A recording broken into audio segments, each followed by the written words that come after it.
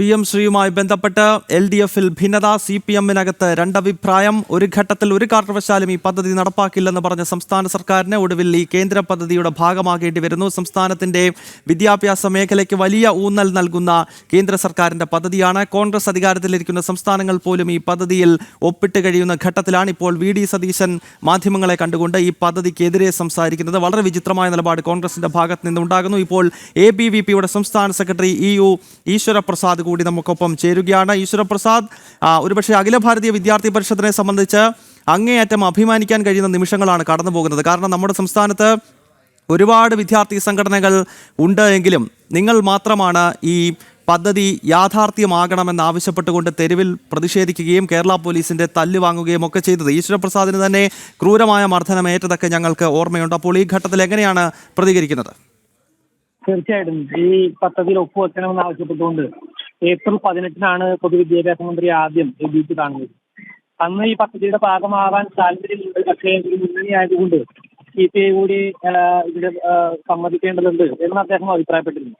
പക്ഷേ ഈ അധ്യയന വർഷ ആരംഭത്തിലും ഒപ്പിടാത്തതിനെ തുടർന്ന് ABVP സമരവുമായിട്ട് പോവുകയും കരിപൊടി കാണിക്കൽ ഉൾപ്പെടെയുള്ള സമരവുമായിട്ട് ABVP പോകുന്ന സമയത്ത് അക്രമം ഉൾപ്പെടെയുള്ള കാര്യങ്ങളുമായിട്ട് അടിച്ചമർത്താൻ ശ്രമിച്ചത്.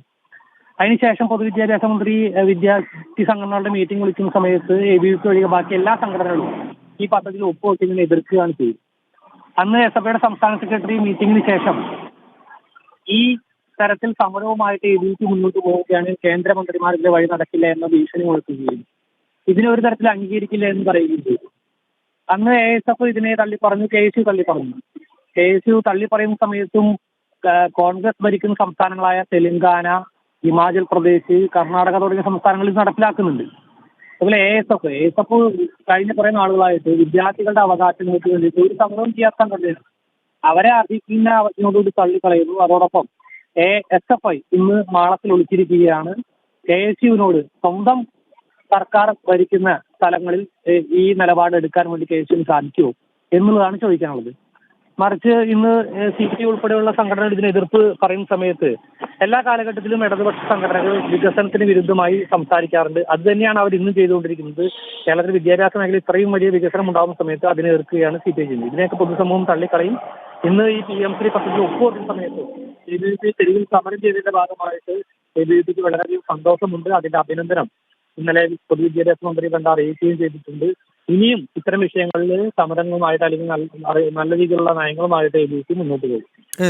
ശ്രീ ഈശ്വരപ്രസാദ്, ഇപ്പോൾ കേരളത്തിൽ നടന്നുകൊണ്ടിരിക്കുന്ന ചർച്ചകൾ, വിവാദങ്ങൾ കാണുന്നുണ്ടല്ലോ. അതായത് ഒരു മുന്നണിക്കകത്ത്, പ്രത്യേകിച്ച് ഒരു സർക്കാരിനെ നയിച്ചുകൊണ്ടിരിക്കുന്ന മുന്നണിക്കകത്ത് മുഴുവൻ വലിയ ഭിന്നഭിപ്രായങ്ങൾ ഉണ്ടാവുകയാണ്. CPI ഇപ്പോൾ 12:30 നിലപാട് വ്യക്തമാക്കുമെന്ന് പറയുന്നു.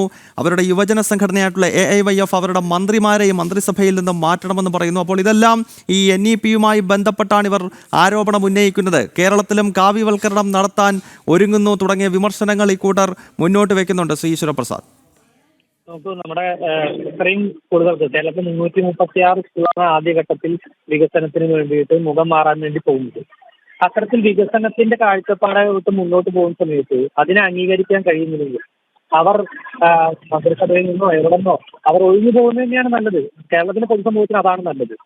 ഇത്തരത്തിൽ പിന്തിരിപ്പൻ ചിന്താഗതിയുമായിട്ട് കേരളത്തിലെ സ്കൂളുകൾ ഹൈടെക് ആകരുത് എന്ന് ചിന്തിച്ചുകൊണ്ടിരിക്കുന്ന CPI അവരെന്ത് പറഞ്ഞാലും അത് കേരളത്തിലെ പൊതുവിദ്യാഭ്യാസ സമൂഹം അത് അംഗീകരിക്കുന്നില്ല. അത് അവര് അവജ്ഞയോടുകൂടി തള്ളിക്കളയുന്നു എന്നുള്ളതാണ് എനിക്ക് മനസ്സിലാക്കാൻ വേണ്ടി സാധിക്കുന്നത്.